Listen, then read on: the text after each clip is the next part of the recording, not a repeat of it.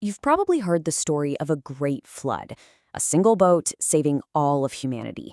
But what if I told you there's another version?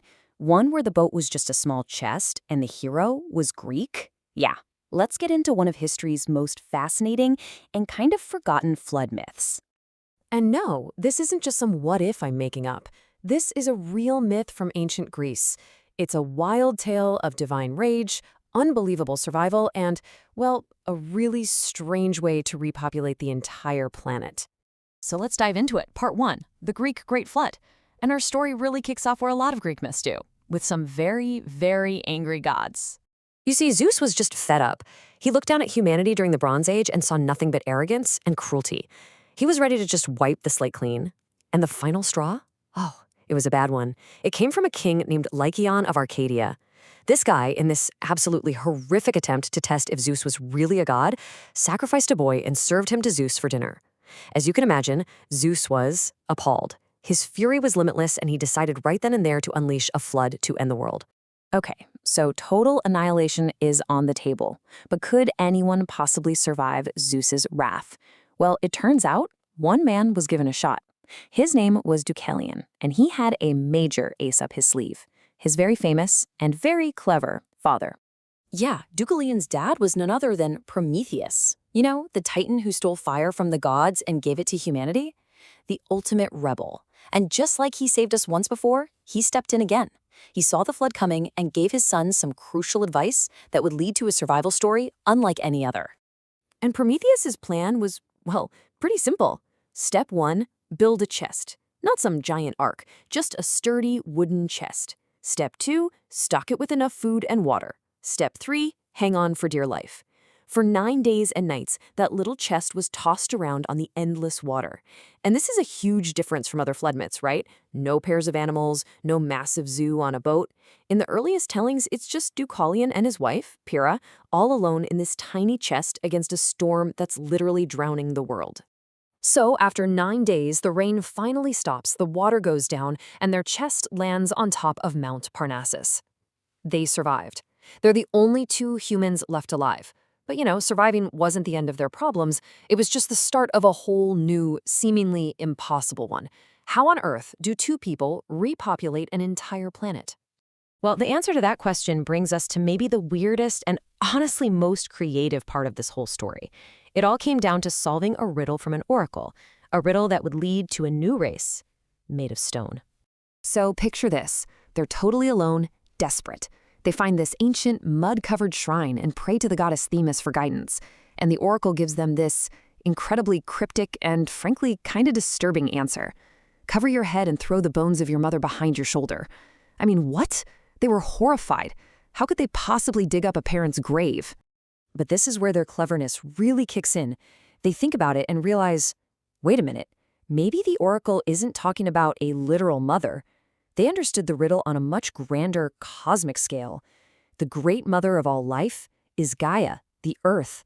And what are her bones? The rocks and stones right there at their feet. So that's what they did. As they walked, they picked up stones and tossed them over their shoulders. And something amazing happened. The stones that Deucalion threw turned into men. The ones Pyrrha threw became women. A brand new race of people born directly from the earth itself. This new hardy people were called the Legacies, and they were the ones who would repopulate Greece. Okay, so we have a new race born from stone. But what about the guy who started it all? Who exactly was Deucalion, this man chosen to be the father of a new humanity? Well, to really get it, we've got to look at his family tree. See, Deucalion wasn't just some guy who got lucky. He was basically mythological royalty. His dad was the titan Prometheus. His granddad was the titan Iapetus.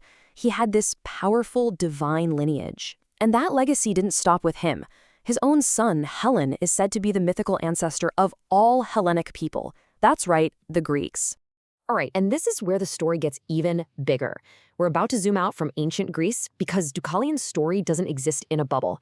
It's actually what you might call a mythical echo, a tale that resonates with some of the most fundamental stories of our civilization.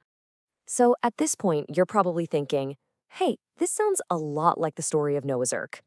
And you're not wrong. For hundreds of years, most scholars just assumed the Greek myth was a later knockoff, influenced by the super famous story from the Bible. But the truth is way more interesting and a lot more complex than that. Just take a look when you put them side by side. You can see the similarities, right? A hero gets a divine warning, builds a vessel, survives a flood. Deucalion, Noah, and a Mesopotamian hero named Utnapishtim. But look closer at the details. The Greek version has a simple chest, no animals in the early versions. But both the Noah and the Utnapishtim stories have a giant boat, pairs of animals, and even this detail about sending out birds to find land. That's a fascinating connection. And that connection leads us to a massive plot twist. Because in the 1850s, archaeologists digging in what's now Iraq unearthed something incredible, the Epic of Gilgamesh. And on these ancient clay tablets, they found a flood story that was 1,000 years older than the biblical account. This timeline really puts it all into perspective. This story from the Epic of Gilgamesh with the hero Utnapishtim is the oldest written version we've ever found, from around 1300 BCE. The book of Genesis with Noah's story comes much later, around 600 BCE. And the most famous, detailed version of Deucalion's flood myth from Ovid was written down even later than that, around 8 AD. So the order is completely flipped from what people used to think. So what does this all mean?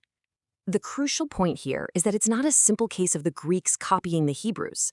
Instead, Deucalion's myth is part of this incredibly ancient tradition of flood stories that were told and retold all across the Near East and the Mediterranean for thousands of years.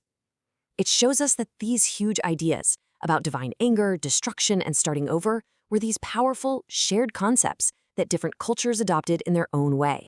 It really challenges our whole idea of where these foundational stories even began. Because what you should really take away from this is that these myths, they're not just simple stories. They're like archaeological records of how people thought, full of connections and influences that prove our ancient world was way more connected than we ever gave it credit for.